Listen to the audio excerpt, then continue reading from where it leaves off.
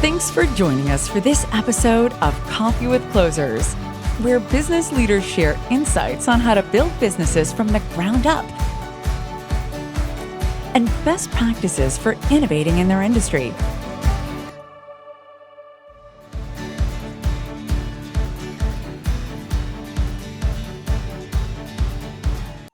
Hey, Karl, I'm super excited to have you join me for this episode of Coffee with Closers. Yeah, thanks, Samuel. Good to be here. Most certainly. Well, I'm always excited to have a fellow Chicagoan join me for episodes, so which is always interesting. That's right. And it's that time of year where Chicago starts to get really nice. It's where it all pays off, all that long winter. We get 3 months out of the year that we really get to enjoy Chicago for. Exactly. So obviously, Karl, every entrepreneur has a story of how they overcame obstacles to become an entrepreneur. I'm sure you have something very similar to share. Can you share with our audience a little bit about your entrepreneurial journey? Yeah, the biggest thing was when I started Draft.dev, I had been the first employee at a couple companies. And so I kind of knew what it was like from like the tactical standpoint of starting a business, like what things you need to think about as far as taxes, hiring, key roles, operations, et cetera. But what I had no idea and was just completely unprepared for was the mental stress of going from receiving a weekly, monthly paycheck to you're fighting for every dollar you make. And I had a lot of, even though we did really well, even from the beginning, I had a lot of really long sleepless nights because of it. I think the first step in starting a company where most people will, kind of just their, like they just kind of have to decide, is this something that I'm cut out for, right? The mental hurdle of starting a business is by far the hardest thing. I mean, we were talking about this just before, but like school, like learning the basic schooling things you need to know to start a business is very, honestly, minimally helpful compared to the getting over the mental barriers that you set for yourself by thinking, oh, well, I've always been an employee. I'm just used to being an employee. So I've found for sure the biggest struggles are mental. And the best way for me, at least, to overcome those mental hurdles is to like meet other entrepreneurs and talk to them and hear their stories and hear that it's not easy for anybody. And we all struggle with these things. And so finding peer groups has been one really big way to help overcome some of those long sleepless nights and just like the difficulties of telling myself, like, how can you really do this? Do you really know what you're doing? Yeah, and I think what you were getting at is the mindset concept of it, right? Because I think we have to have that victor mindset. Like, I'm not a victim. I can make it through. I can solve this challenge, right? Because we all have different challenges. I mean, in your case, whatever, getting off the ground is one problem. Getting your first customer is another problem. Then trying to scale yourself and your time is another problem. Then adding your resources, right? So all these different challenges you kind of have to bring to the table the right sort of an attitude and mindset to succeed. Yeah, absolutely. I mean, I had never done sales before starting this company, and now I've sold many $millions of dollars worth of sales. Like it's wild to think about, because that was definitely a self-limiting belief I had going into this, was like, I'm not a salesperson. I'm an engineer. I was a CTO and first engineering hire a couple times. And so I knew that I was very comfortable, the technical, the writing aspect of what we do, but very uncomfortable at first with the sales, marketing, growth, thinking as like a business builder and that whole mindset. And so it really is just doing it until, like, fighting through the uncomfortableness, discomfort, whatever you want to call that. That was really the thing. And then now, if I look back, even if the company had to shut down in 2 months or something wild happened, right, I would have so many more skills that I never would have gotten without starting a business, that I have no worries at all that I'd go find a job, whether I was in sales or engineering or something completely different. It just doesn't even faze me anymore. Yeah, most certainly. And I think the amount of work, the real world experience you get actually doing it's priceless. Like we were talking about how college doesn't really prepare you for real world unless you actually go and kind of learn on your own. Yeah, so absolutely. Yeah, it took me 6 years to get an undergrad degree because I just am not a great, like, sit in a lecture kind of student. Yeah. But, starting a business, that was like, this is fun. This is really applying what all that stuff I'd learned. It's that challenge every day. You wake up and you have something new to try. So obviously you had an interesting journey. You're a programmer by trade. You actually enjoyed writing in college. You actually even had like a college newspaper or something that you're running. Then now you ended up running this content marketing agency that targeted toward the technical geeks out there. So how did that ever come about? Yeah, I mean, it's funny. It's been like a 10 years of like just pursuing different things that I thought were interesting in my career. And then they sort of merged together in this weird business I never would have anticipated 10 years ago. So yeah, I started in college when I got into programming. The sort of root cause there was that I wanted to start a campus publication, online publication. What I was seeing in the market was that the school newspaper was doing an okay job training traditional journalists, but they were really scared of and shied away from places like the Huffington Post or BuzzFeed that were starting to pick up steam and get more reputation and like kind of become a bigger player on the internet. So I would kind of wanted to lean into the whole like social news aspect. So I started an unofficial campus blog. In order to do that, I had to learn to program because I didn't really know what I was doing as far as getting a website going and all that. So I taught myself enough programming to do that. Another company hired me then to like run their campus publication after I graduated because wasn't really making enough money to make a real business out of this thing. And so that just turned into more programming mixed with publication experience. And then, for a few years, I kind of was in the more ed tech space of like programming for software tools for teachers. And then eventually what happened was the last startup I worked for kind of ran into a bad spot with funding right around the pandemic hitting and wasn't going to be able to raise money at the time they needed to, couldn't close the sales they needed to because of the pandemic kind of shutting schools down. And so I started to think about what do I want to do next? I thought writing is something I've always liked, and I'm pretty good at this software engineering thing.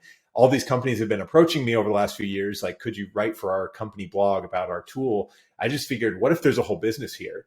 I had about probably 50 conversations with potential customers and people that did become customers before I really took the business off and like really started making it happen. So from that, I had a really good sense of what people were looking for. One thing I noticed was that not only was there a problem here where all the companies wanted to produce technical marketing content, there was also just a lot of money already being spent on it. And I saw that there's a lot of room to spend more as well. These tech companies were getting a lot of funding at the moment, especially the low level tech that's like funding the sort of core of the internet, especially we've all moved to online first workplaces. So ultimately, it was just kind of like there's a huge market demand. There's only 2 or 3 competitors. They're all really small companies. And I figured I could throw my hat in the ring and start doing it. So it went from, this is kind of the long story short, but like in the last year and a half, it's gone from just me solo writing and working with a few clients to we have over 70 clients. We have 150 writers, about 20 staff members that are like, full or close to full time here at Draft.dev. And so it's gone from 0 to 60. It feels like overnight.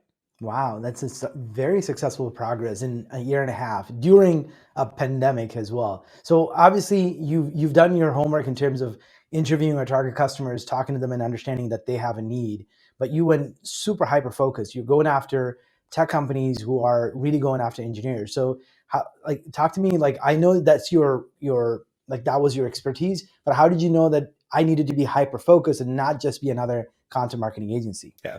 Well, so I think the biggest mistake that freelancers and small service businesses make, just from having seen them and met a ton of them, they all try to go broad and they all want to be like, we are the premium digital agency for everybody. It doesn't make any sense. You don't get any ability to scale up your operations when every client is a different bespoke, perfectly designed little creature. So I kind of went about it like, if we pick a really narrow market segment and we do a very specific type of content for them, sure, the market cap is small, but the operational efficiencies we can get and the sales and marketing efficiencies we can get are just huge. And so that's exactly what's happened with Draft.dev. It's like we picked a really small market. I mean, I say really small. The developer tools market that we serve is a $50 billion market, and it's growing by 20% a year. So part of it is that like we have a small but growing market that is underserved by content providers. And at the same time, like they're willing to spend money. They have money to spend. It's not like a sort of tapped out market that's like just doesn't have any way to do it. In fact, what happens here is like these companies almost all raise money, and that money has to go towards product development and growth. So product development is engineering costs and building out the tools. But then growth marketing is really hard in this space because not many companies have really great like sustainable models to reach software developers except through content and event marketing. So anyway, all that to say, like picking a really narrow niche was extremely helpful because instead of having like the world is my oyster and having to send millions of cold emails just to get my first client, all I did was I said, well, here's a list on Crunchbase of 100 companies that I would want to work with. I'll just start going through them. And I had people in my network at those companies, pretty quickly got a few clients, and that led to referrals of very similar companies. And we've just been really strict since day one of saying no to most new business that was not like all new business outside of that niche. And it's really helped us because now we have the same kind of process for every article we write. We have the same kind of process for every sale we do. And it's allowed me to step out of most of the day-to-day tasks. And at this point, I'm able to kind of sit back and just make sure that all the pieces and budget are in the right places.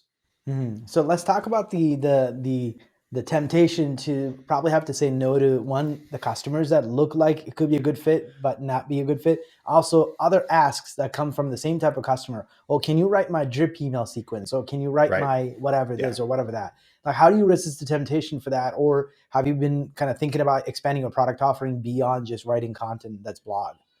I think we will, and we're starting to we're sort of doing some small add-ons now. Like we'll add on keyword research or social media collateral for a client, but it's very limited and very focused around the core thing of content. So it all comes down to, as a business owner, like, what do you want to do and what do you want your unique strength to be? What are your unique strengths? So for me personally, I am very much this is my programmer background. I'm a set it and forget it type person. I honestly never want to do the same thing twice. I want to set a template in place and hand it off to someone else and let them do it. And I think, unlike a lot of service businesses, which are like higher level consulting businesses, which require the founder to be involved in every single client, I wanted to make Draft.dev like a template based business where everything can kind of operate off a book. And you don't have to be some unicorn genius to understand what we're doing and how to follow the instructions. You have to be smart and you have to know your stuff, but you don't have to be like the greatest writer and the greatest engineer all at once. So for me, it was just a matter of like, what kind of business do I want to run? To be perfectly honest, I totally understand the sort of like craftsman drive that some entrepreneurs have, that they want to be like the best marketing consultants. So they'll, instead of scaling out like by having more clients, they'll just go with higher and higher tier clients. So they maybe never have more than 10 clients, but they have they're now charging, $500,000 a month for each of those clients. And at that point, you've got a real business off of a very narrow subset. So it's a matter of preference, I think, more than it is like right or wrong. But I knew the approach that would be right for me based on my personality type. And I knew I'd get bored quickly if I had to be involved in planning for every single client. Mm-hmm.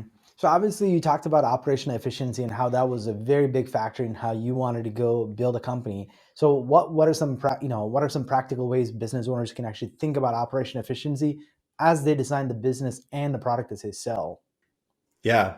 So some exercises that I've found really helpful. One is mapping out our processes very regularly, like every 3 to 6 months or so, probably maybe more frequently early on, where we would say like, what are all the steps required to produce one piece of content?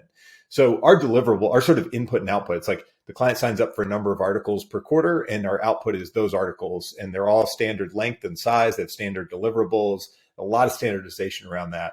And so what it means is, because there aren't a million different little pathways that your articles could go through, there's kind of one or two flows, and that's it. And that makes it really simple to just map out the whole like production cycle as a business owner, and then say, okay, what are the key functions for each of these pieces of the production cycle? So I laid that out and I sort of looked at like, function one, we need to create an outline and a brief for the article. So we'll have somebody who does that. That's all they do is outlines and briefs. We'll then get into like matching up the best writer from our pool of writers with the articles by a topic. And we'll have somebody who just does that. And then we'll have somebody who does the writing. We'll have somebody who does the editing, somebody who does tech reviews, et cetera. So we've now got like this, I don't know, it's probably a dozen point system for getting an article produced, which sure, it requires a lot of people, a lot of planning, a lot of like some automation to make it all happen. But everyone is focused on their little piece of the deliverable. And that allows us to build really high quality content in a way that's scalable and doesn't require me to be in there day to day, like looking at every piece of content we do, because I just couldn't do it anymore. Yeah, and I think the opposite of what you described is trying to get one person to be really good at some of those things and then trying to have fewer touch points. So when is it better to have maybe really good one person that can do all of those things that you described versus you really getting multiple people to learn just one task? And it seems repetitive and boring, but how do you decide that? Yeah, they don't all have to be full time. That's one Hmm. trick. If you're worried about somebody getting burned out on doing the same thing over and over again, like the assembly line worker who's got to pull the one lever over and over. In today's world, like these are people working online, many of them part time from home at their own on their own time for just extra money. And so there's a lot of our staff that is just this is a side project for them, and that's fine because like software engineers, like they don't want to go write content plans full time at this moment. But there's a lot of them who will do it for a few extra bucks on the weekend, and that's kind of all we need. So that's one way to think about it. Um, the other the other way I like to think about this is that I don't want to build a business that requires me to hire unicorns. In other words, I don't want each job to be this like weird hybrid of 5 jobs that no one is going to be in the workforce for. Instead, I want to be able to hire someone who creates content briefs. There are people who specialize in creating content briefs, right? So I can find those people and I can hire them. I want to hire people who write technical tutorials and put them into the right articles. So that's what I've found works a lot better for scaling. But again, this kind of comes down to your preference as a business owner. Do you want to scale up where you can have like an assembly line style production like we do, and you can have that, theoretically scale out to infinite? Or would you rather have a very bespoke, like specialized model where you charge a really high premium, but each piece gets touched by this like very specialized consultant? And no right or wrong answers, just preferences based on what kind of business you want to run, how removed from the operation you want to be as an owner, et cetera. But yeah, I was definitely not the type who's going to be in that day to day for very long if I could help it. But if you think about it, you're selling an extremely highly technical content that you're having, like you said, not a lot of unicorn needs to be part of it to actually produce very high quality content that your customers are having such a hard time producing. I mean, you've done a great job building the infrastructure, something really unique. You deserve kudos for that, because you think about it, right? Because it's a creative business, right? You're in a creative business producing super high quality content, but you're doing so with very efficient process, and that's where your operation efficiency comes in. Yeah. So obviously, as building the company, you had to also think about the organization structure. So in a year and a half, I'm sure coming, like you said, I think you're 30 some full time, 150 contractors, pretty fast growth. So you had to think about operationally from structure as well. So what was kind of like the core functions that you thought needed to be part of it to remove yourself from the day to day? There's been different sort of steps. So the very first, like going from 0 to 1, let's kind of talk about that. I knew my strengths. I liked writing. I liked interfacing with clients, and I liked designing processes. What I don't like doing is super detail oriented work like editing, or content planning, like creating those outlines and briefs and doing tech reviews of content. So really quickly, the first roles I hired were those sorts of roles, because I knew as a business owner, one thing that again, going to my network, asking other business owners, what do you have to think about? They all said, like, keep your energy level high. So in other words, if you get stuck doing tasks that suck your energy and make you just like want to quit every day, you're going to quit. I mean, you're going to get bored, you're going to get burned out, and you're going to quit and go get a job, because I'm a software engineer. I can go make plenty of money. There's no point doing a job I hate. And so, I quickly got to like this. I kind of have this habit where I time track and I look at my tasks based on what function they serve. And, over time that's changed a lot. But in the early days, it was like writing, editing, sales, marketing, whatever, 2 or 3 other administrative tasks. And I just started to see, like, once a job became 10 or 15 hours a week, I'm like, I need to hire for this ASAP before it gets to be a full-time job. And so that's been my pattern over and over. So, initially it was like, let's just hire an editor to help me out. I'll kind of be the spokesperson, the spoke of the wheel that'll just kind of coordinate with clients. Eventually we got enough clients, probably hit 20 or so clients, where I couldn't keep up day-to-day communication with all of them. So we hired an account manager. And then now it's like we have a team of account managers, we have a salesperson, we have a marketing person, we have a whole operations squad. That's kind of where the bulk of our staff is, because of the kind of work we do. It's very human centered. We have a director of operations, managing editor, working on a tech lead. We've got several tech content specialists, several editors, copy editors, and developmental editors. And they all serve a different function in this big machine. But yeah, it's just evolved over time. And now one of the nice things about getting to this size is that my teams are starting to suggest how we improve the workup of our structure and not me. So I'm not the one who has to be there designing every little bit of the organization. The teams are kind of saying, we see this problem. We think if we rearranged ourselves like this, it would fix this problem. And that's awesome. I mean, that's like the next level thing that I'm like, I love as a business owner, because now it's like, I'm not even involved in the structural team stuff. I'm just involved in like really high level, like keep an eye on the KPIs, make sure we've got like all of our financial statements, and that this machine that we built, this whole business machine, is actually running. And that's been a really fun transition as well. So talk to me a little bit about the culture, because you're growing super fast, right? You're adding too many people, and not too many people, right? You're adding people very rapidly. Basically, that means, you're going at a pace where you have to be working very intentionally about your culture. So what practical step are you taking to make sure that, obviously you have great people that are actually coming to you with proactive ideas on how to improve process and things like that, but also just overall company culture, building that really falls on your shoulder. So what practical step are you taking to make that a reality? Yeah, good question. I think this has become more and more of my focus too, as a CEO and leader in the company, is to think about culture. And I almost think of it as like internal PR is now a job of mine. And, it's like, because there's people on the team who day to day, they have, they deal with the stuff that like the revisions from clients, or the problems, the issues that come up. And we have to have people who deal with that. But I also want to expose them to and show them that, hey, there's cool other stuff going on too that you're a part of and that your work is leaning towards. And so we've gotten into a lot of little habits. So first of all, we're all remote, and we're almost all asynchronous, which means we try not to have many real-time meetings when possible. In some functions, that's easier than others. But in general, we want to be able to hire people all around the world and allow them to work on their schedule as much as is reasonable. So we have like a monthly all hands meeting. I do a lot of like email and Trello and other workflow tool communications with our team, but like a lot of it's hands off. So record a lot of Loom videos and stuff like that too. But so that's one thing. And the reason for that is that we want to be able to hire people who want this kind of they want a balanced lifestyle. Like we are growing fast for sure, but we're also customer funded, and we're not like growing fast at a big loss so that we can hit some $10 billion exit or anything like that. Like it's a service business. It's never going to be like the next Google. So we don't have to sacrifice our lives for it. And so we're kind of riding this line between, let's be able to service the growth that we're promising by building good processes and having good people in place, but let's not expect everybody to work 60-hour weeks. That's just not, I don't think that's a healthy way to run a business. And so that is the balance I'm trying to strike, and figuring out how best to do it is an ongoing, ever-present challenge, I think. Mm-hmm.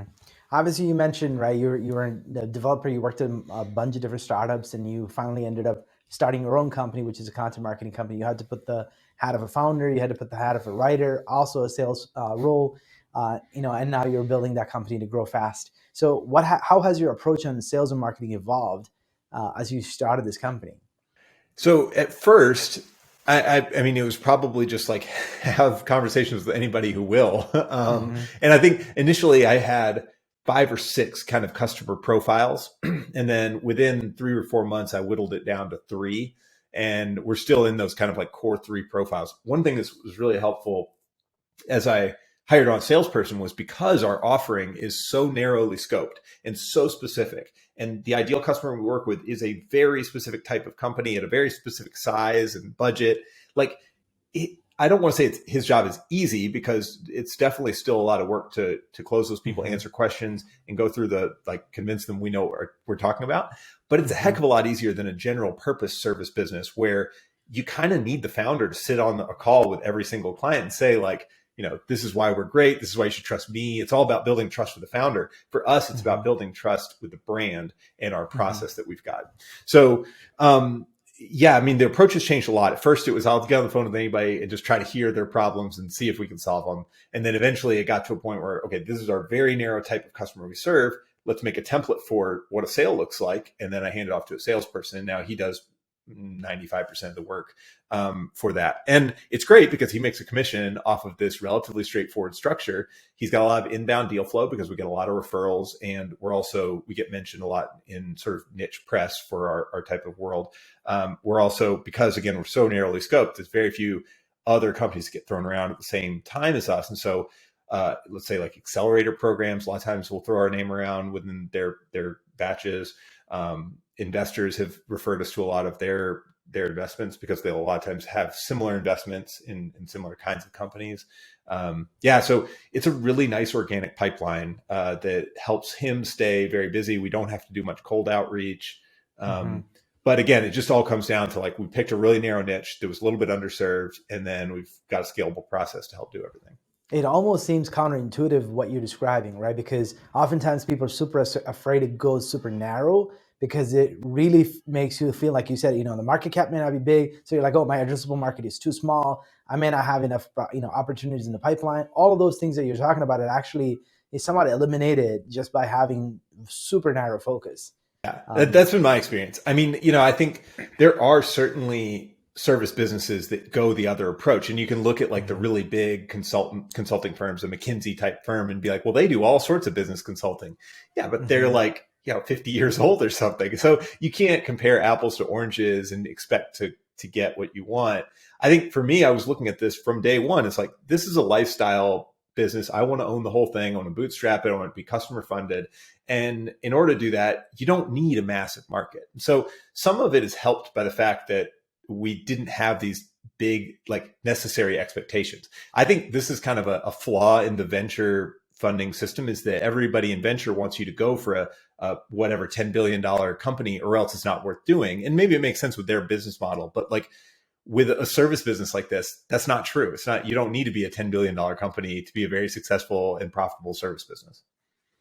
Yeah. And I think that whole mindset and the framework that all these SaaS founders have really is detrimental to that entire market, right? Because every SaaS company is driven by such, I don't want to call it greed, but there's just this like this primary focus is on top line growth. Yeah. How are you doing on ARR? How are you doing on MRR? Right. That's the only focus. Doesn't care at what cost you actually doing it. Just do it. Yeah. I mean, and you see all these SaaS companies that are not profitable, but all they have is they're spending all their energy on customer acquisition, right? They're spending money on every channel possible just to acquire a customer. And nobody's asking, is it the right customer? Like, did we actually find product market fit with the core group that really loves us? And once you find that, the growth happens organically. You get this flywheel because those people know each other and they all tell each other about it. And I think that you're right. Like, what happens is companies try to go into scaling mode before they've found product market fit. And so what they do is they spend a lot of money just trying things instead of like focusing in on who's the core audience that we're building this for and what would make them love us so much that they tell 10 people about it. So I agree with that. I think that's a big flaw. And part of it is the pressure of the way like venture rounds tend to go, is that, you raise a seed, and if you don't have the traction needed in revenue for a Series A by a certain date, you start to look really unattractive to the next round of investors, and it gets really scary for a founder. And so I think there's unfortunately some like gaps in that system that don't quite work if you don't fall into an ideal bucket. Yeah, so interesting story. So I did an episode with John Miller, who was Marketo founder, and he talked about his experience of actually going too early to raise funds. And he said he literally diluted the value of the company when he exited, even though it was extremely sizable exit when Marketo was acquired by I think it was Adobe for like $2.4 billion or something, some crazy number. But his share in the company was so small, right? Some fractional of it share of a company. He didn't really get much out of it. So I think he also said, right, because he went too early to actually raise money, like valuation was wrong. So he gave up too much of his equity early on. And all those things really worked against him. And there are other stories too where SaaS companies, they needed the cash because they needed that first mover advantage. And if you don't get the market share very, very rapidly, someone else will take the idea and will scale. And that's the fear. Yeah. And there's nothing wrong inherently. Yeah. Nothing wrong inherently with venture capital. I mean, I don't want to talk too negatively about it. Like, I think it's a bad thing. But I just think that founders often think that is a prerequisite to success. When in absolute terms, I mean, it depends on how you want to measure success, but like there's a lot of people who've exited slow growth service businesses that they ran for 10 years, never had an unprofitable year. They come out of it and make way more than, say, a SaaS founder who raised a ton of money and gave up a bunch of equity. So it's like, you have to look at starting a business there's not just one way to do it. There's not just the TechCrunch way, the VC way. There's a lot of different ways. And the nice thing too is that like for me at least, I was looking at starting a service business as a great starting point. Maybe I don't, the next thing I do in 5 or 10 years is not going to be a service business. Maybe it will be something different. I don't know. But either way, now I've got the experience of operating a real company with millions of dollars of revenue going through it, which makes me a lot more interesting and attractive to a future investor. And I'm going to be able to capture and hold on to a lot more of that value for longer than a first-time founder would. Yeah, I have to guess that you read Jason Fried's books. I haven't read them, but I'm familiar with a lot of what he says. Yeah, because a lot of the concepts you were talking about, I think he also talks about like the customer funded model, because he didn't raise any capital. He also likes long form emails to his employees. He doesn't like meetings. There's a lot of things that he talks about that I almost seem like, you both are Chicagoans, so maybe. Yeah, we're kindred spirits in some ways. And I think, his ethos has kind of spilled out into other areas of the sort of alternative startup community that maybe I would call myself part of. There's just more than one way to run a business. And one of the fun things about being an entrepreneur is that none of those pathways are set on day one when you start the company. So I could decide to go, we don't use Slack. That's a really weird decision that most companies don't do. But I was like, this is my company. I don't like Slack. I hate getting bugged by this thing. I don't want this like thing on my phone that's going to tell me when other people want me every second of the day. Email me, I'll check it twice a day. That's all I need. And it works. Like you don't need it in every business. So it's just like assuming that the defaults are correct is a bad way to go about any kind of business venture, because you can't necessarily assume that until you test them. It's funny that you brought up Slack. I think Salesforce decided to give them $17 billion. Apparently that chat tool was worth that much. They couldn't just go figure out how to make it themselves.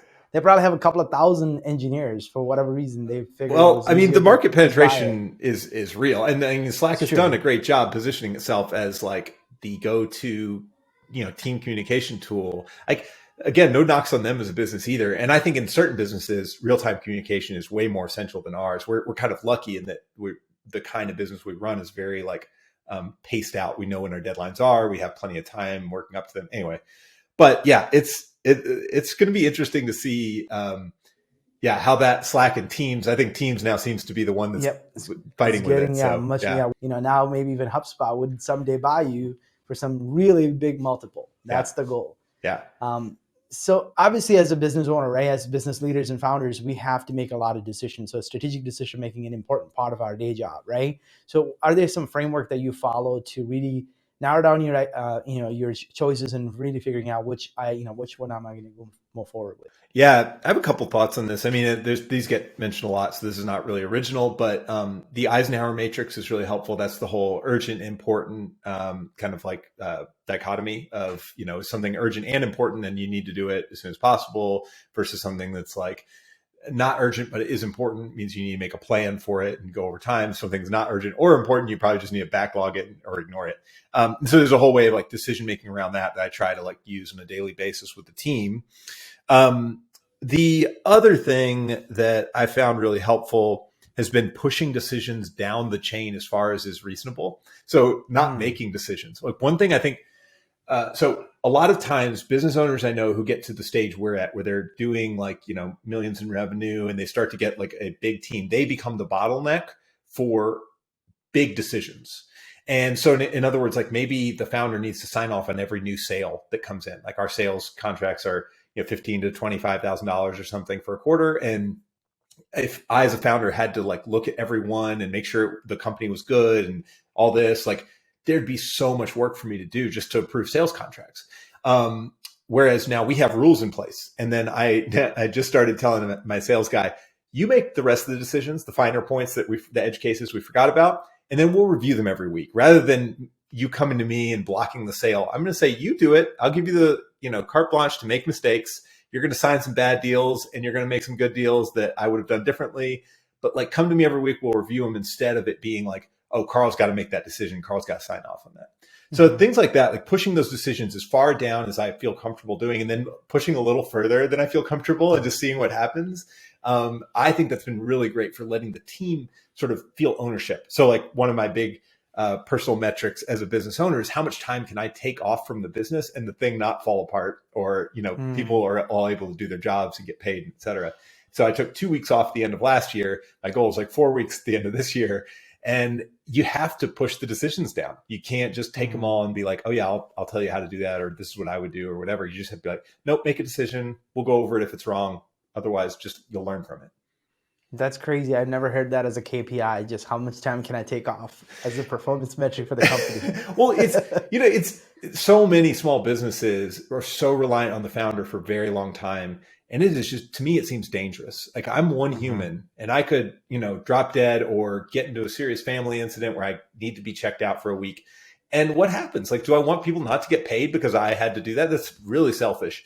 And so it's more for everyone's, like, knowing that this company lives outside of me. I think it also helps me separate from it a bit more in a healthy way. It's very tempting as a founder to like love this thing like my baby. I mean, I've never grown something like this before, so it's awesome. But at the same time, it's not my baby. It is a entity that survives without me, hopefully, and is outside of me and hopefully contributes to the lifestyle I want. But like, it's not the only thing I'm going to do in my career either. So anyway, I think it's a good exercise to force some of that separation. That's awesome to hear. And obviously, I think from all the things you've described, you have really good frameworks on how you do everything. So I'm assuming you have some productivity hacks. As developers, you guys are all very, very, very much about efficiency and time hacking. So are there any productivity hacks that you follow that really helps you in terms of getting focused work done? Yeah, absolutely. So we've touched on a couple of these: time tracking and knowing where I'm spending my time, and when, if I'm not spending time on a really high value, high leverage task, I need to figure out a way to delegate it or cut it.